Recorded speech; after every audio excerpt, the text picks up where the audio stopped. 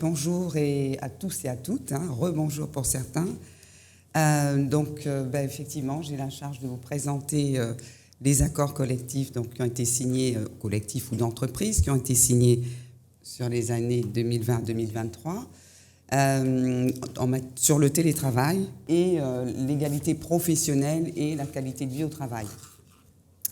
Alors, concernant le télétravail, c'est vrai que 12 accords ont été signés. Alors, ça montre quand même que, j'ai envie de dire que la négociation et le dialogue social, il vit au sein des entreprises, puisqu'il y a des accords qui sont signés, et que s'il n'y a pas d'accord, il y a aussi des plans d'action, donc ce qui permet de nous montrer que le dialogue social est bien vivant au sein de nos entreprises. Le dialogue social, alors concernant les accords concernant le télétravail. Donc, plusieurs textes sont venus encadrer ces accords. Donc, là, les accords nationaux interprofessionnels, mais aussi lors des ordonnances Macron. Mais au-delà de ces, j'ai envie de dire, de ces textes, de ce cadre qui fixe un cadre, c'est quand même au sein des entreprises que se mettent en place, que se discutent les modalités de mise en œuvre du télétravail. Et donc là, j'ai envie de dire que la part belle est faite aux entreprises et aux organisations syndicales de négocier le contenu des accords, les modalités de mise en place. Donc 12 accords ont été signés télétravail. Pardon, j'allais un peu trop vite. 12 accords télétravail ont été signés en Martinique. 16 accords ont été analysés et 12 accords ont été signés. Voilà. Donc, le nombre d'accords analysés. Donc, concernant le télétravail, 5 textes mentionnent le télétravail, font l'objet d'accords uniques, à savoir que le thème de l'accord était essentiellement sur le télétravail. Que je ne me trompe pas. Les secteurs d'activité représentés, donc on va dire une diversité d'acteurs, de secteurs, même si on reconnaîtra que le nombre est faible, mais on retrouve donc l'industrie, le BTP, le secteur des assurances, la banque et les activités hospitalières. L'effectif des entreprises, donc on voit que tant les PME et les grandes entreprises affiliées aux grands groupes sont représentées sensiblement à part égale. Les organisations syndicales signataires, qui nous prouvent encore que j'ai envie de dire que le dialogue social vit et qu'il est encore présent au sein de nos structures. Donc 6 accords sur 7 ont été signés par des organisations syndicales. Les particularités des préambules, donc on s'aperçoit aussi qu'en matière d'enjeux ou d'objectifs, c'est quand même une meilleure conciliation vie privée, vie professionnelle, qui est avant tout recherchée. La souplesse et la flexibilité des organisations par la responsabilisation et l'autonomie recherchée dans l'exercice des missions. L'amélioration de la qualité de vie et principalement la conciliation de la performance économique et sociale des entreprises. Et puis pour la contribution au développement durable, quelques entreprises aussi, notamment en réduisant le nombre de déplacements professionnels. Le renforcement de l'attractivité de l'entreprise, la fidélisation des clients, donc in fine, on recherche bien à augmenter la marque employeur, avoir un atout supplémentaire pour fidéliser et, j'ai envie de dire, recruter et fidéliser les salariés. La modernisation et l'évolution des techniques managériales, on a vu que le télétravail a mis à mal, entre guillemets, ou en tout cas a permis aux managers de pouvoir progresser dans leur technique de management.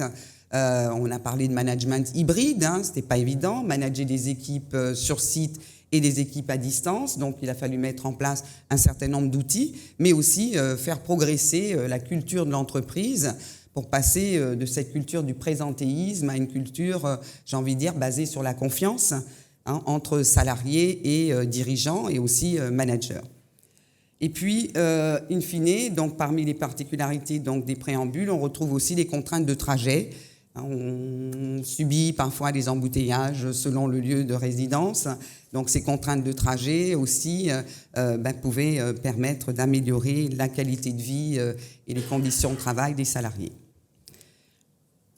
Je reviens, pardon. Les principaux éléments de méthode. Alors il est vrai que dans toute démarche, on propose, c'est vrai que la NAT aussi, mais aussi d'autres structures proposent qu'on démarre par... on a un projet. Pour mettre en œuvre ce projet, eh bien, on va expérimenter. L'expérimentation est quand même une phase essentielle dans l'accompagnement au projet parce que l'expérimentation permettra effectivement d'ajuster, de revenir et de ne pas imposer comme ça une méthode, une technique de travail, mais bien de se dire on va expérimenter puis on va voir ce que ça donne et puis en fonction de ça, eh bien, on va pouvoir ajuster, adapter les processus aux différentes situations. Donc, une entreprise a proposé un accord expérimental sur 6 mois, donc permettant effectivement de pouvoir tirer les enseignements. Et puis, d'autres entreprises, alors ce ne sont pas des expérimentations, mais ont mis en place des comités de suivi, donc qui vont pouvoir effectivement suivre les différentes étapes de mise en œuvre et proposer des ajustements en fonction des dysfonctionnements ou au contraire des améliorations constatées. D'autres ont mis en place des enquêtes annuelles, des entretiens aussi fréquents avec les managers pour pouvoir suivre l'évolution et le bilan qualitatif aussi au CSE, mais aussi aux représentants du personnel qui permettait d'ajuster, de faire un point et de rediscuter éventuellement ce qui avait déjà été validé en première instance.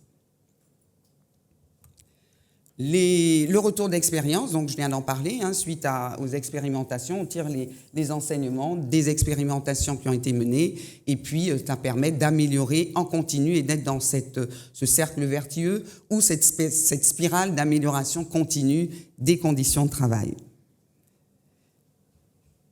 Le nombre de jours, le plus communément accepté et mis en place, c'était 1 jour de télétravail par semaine.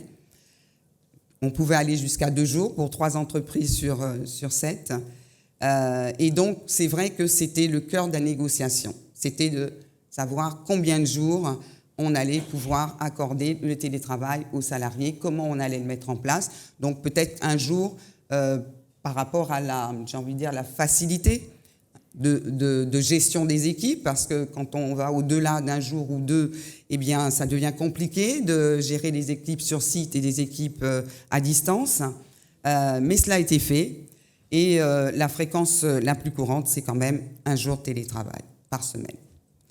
Donc, différentes formes ont pu se mettre en place aussi. Donc, on a parlé de télétravail régulier, donc 1 jour ou 2 par semaine, mais aussi de télétravail exceptionnel, qui là est plutôt mis en place à l'initiative de l'employeur.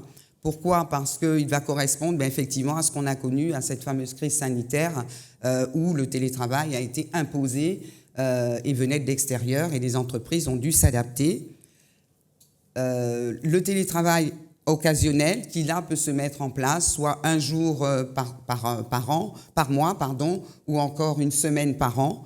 Donc, pour permettre de gagner en flexibilité et permettre aux salariés aussi de pouvoir concilier la vie privée et la vie professionnelle. Donc là, concernant le télétravail, eh bien, globalement, on en tire effectivement une certaine satisfaction puisque les entreprises qui l'ont mis en place ont fait leur retour d'expérience et ont pu justement voir les améliorations qui étaient portées tant dans la vie ensemble, le vivre ensemble, puisqu'il s'agissait aussi de maintenir le collectif de travail et pas seulement d'accorder des jours de télétravail, mais à certains moments, c'est pour ça qu'on n'allait peut-être pas au-delà d'1 jour ou 2, permettre aux salariés de pouvoir échanger, maintenir le collectif vivant. Les accords égalité professionnelle ou qualité de vie au travail signés en Martinique. Alors là aussi, quelques, appréciations sur le cadre réglementaire. Donc, on était toujours sur des accords nationaux interprofessionnels, mais aussi un cadre réglementaire légal. Et il s'agissait effectivement de permettre une approche globale pour conduire à davantage d'effectivité, pour résoudre les problèmes vécus par les salariés. Il est essentiel donc d'agir sur 4 thématiques, quatre thèmes qui vont qui conditionnent encore les inégalités entre les hommes et les femmes. La mixité des métiers, donc permettre effectivement un accès aux métiers aux femmes et aux hommes. Les opportunités de parcours pour pouvoir permettre effectivement aux hommes et aux femmes de manière équitable d'évoluer, d'avoir des carrières au sein des structures. Les conditions de travail qui souvent sont parfois inégales entre les hommes et les femmes, et l'articulation donc entre la vie privée et la vie familiale, la vie professionnelle, pardon. Donc, on va avancer. Donc, le dialogue social et professionnel à travers aussi des négociations obligatoires, on l'a dit tout à l'heure, les NAO notamment, la négociation annuelle sur l'égalité professionnelle entre les hommes et les femmes et la qualité de vie va porter sur 8 points, l'articulation entre la vie privée et la vie professionnelle, des mesures aussi permettant d'atteindre l'égalité, notamment en matière de rémunération, d'accès à l'emploi, de formation professionnelle, de déroulement de carrière, de promotion professionnelle, de conditions de travail, en particulier pour effectivement les salariés à temps partiel et une mixité des emplois. Des mesures permettant de lutter contre les discriminations en matière de recrutement, d'emploi, d'accès à la formation professionnelle, en favorisant les conditions d'accès aux critères définis. Donc on a dû voir effectivement qu'on ne met plus monsieur, madame, sur les CV, on n'est plus obligé de mettre la photo et on n'est pas obligé de préciser non plus si on est marié, si on est célibataire ou voilà. L'insertion professionnelle et le maintien en emploi des travailleurs et travailleuses en situation de handicap, très important aussi, donc dans une politique d'inclusion, on encourage les entreprises. Les modalités du plein exercice par le salarié du droit à la déconnexion, donc on l'a vu avec le télétravail, cette possibilité pour les salariés d'exercer ce droit à déconnexion. Le droit d'expression directe et collective des salariés, notamment au moyen d'outils numériques disponibles au sein des entreprises. Donc ça peut aller des enquêtes internes comme des questionnaires qui peuvent être distribués plus facilement aux salariés.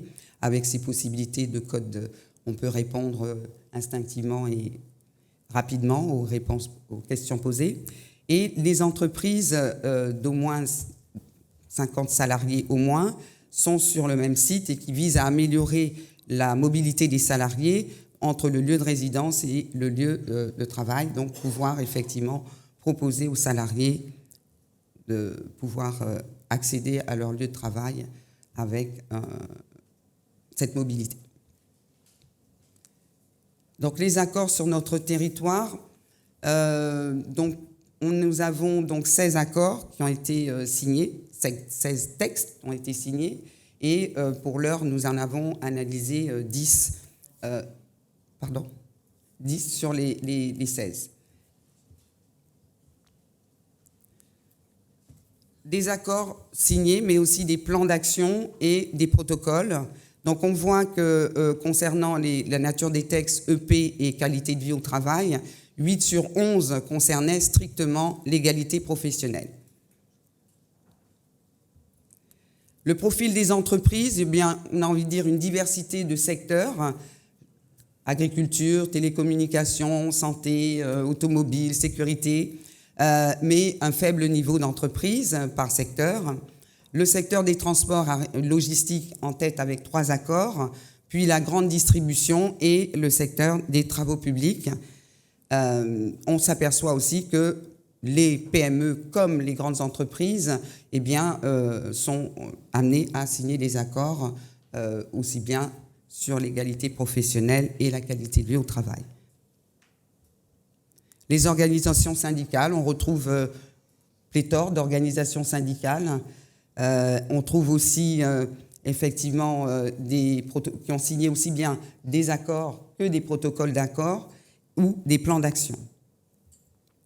Les thèmes négociés, nous allons retrouver la formation professionnelle, le parcours professionnel, l'embauche, mixité des emplois et rémunération effective. Donc en fait, on peut se rendre compte à travers effectivement ces trois premiers, j'ai envie de dire, ces trois premiers thèmes négociés, eh bien qu'on reste dans la réglementation, hein, qui préconise effectivement que les entreprises de plus de 50 salariés eh bien, choisissent 3 thèmes parmi les 9 thèmes proposés à la négociation, et qu'au-delà de 300 salariés, eh bien, on puisse choisir 4 thèmes sur les 9 thèmes proposés.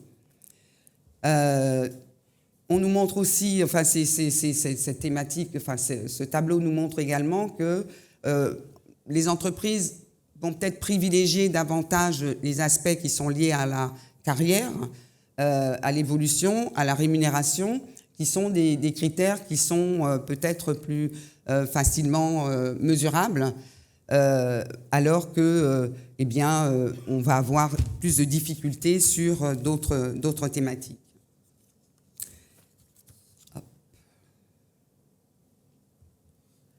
Les inégalités entre les hommes et les femmes sont perçues sous l'angle de rémunération et d'évolution de carrière. Les inquiétudes concernant les conditions de travail et la santé sont moins apparentes, et on discute plus souvent des mesures de prévention secondaire et tertiaire que des mesures de prévention primaire, puisqu'en fait, lorsqu'on analyse les textes sur le télétravail, par exemple, eh bien on va se rendre compte que la difficulté des entreprises pour définir les activités télétravaillables et non télétravaillables, bien souvent, ben on est essentiellement sur c'est un poste qui est en face à face avec le public, on a besoin d'être sur place, celui-ci peut être télétravaillé parce qu'on peut travailler à distance, alors que parfois, dans un même emploi, il peut y avoir des activités qui peuvent être télétravaillées et des activités qui peuvent être réalisées à distance. Donc ça mérite véritablement de mettre à plat l'organisation du travail pour pouvoir effectivement décider ensemble,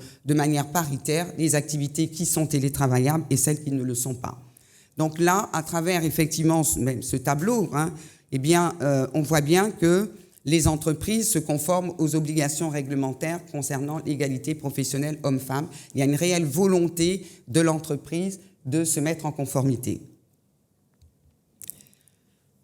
Alors, certains thèmes de la négociation obligatoire au titre de l'article 2242-17 n'apparaissent pas ou très peu, notamment l'insertion et le maintien des emplois des travailleurs en situation de handicap, les modalités de plein exercice de son droit à la déconnexion, même si pendant le télétravail, ce droit a été largement mis en avant, l'exercice de l'expression directe et collective des salariés, notamment au moyen des outils numériques, n'a pas fait partie des thèmes retenus dans les textes étudiés. Et on s'aperçoit que les rapports de causalité entre l'organisation du travail, la santé et les métiers n'apparaissent pas de manière explicite. Donc c'est vraiment sur des aspects, j'ai envie de dire, plutôt rémunération et, pardon, je perdais les mots, et formation, évolution de carrière. Je laisse la parole à... Merci de votre attention.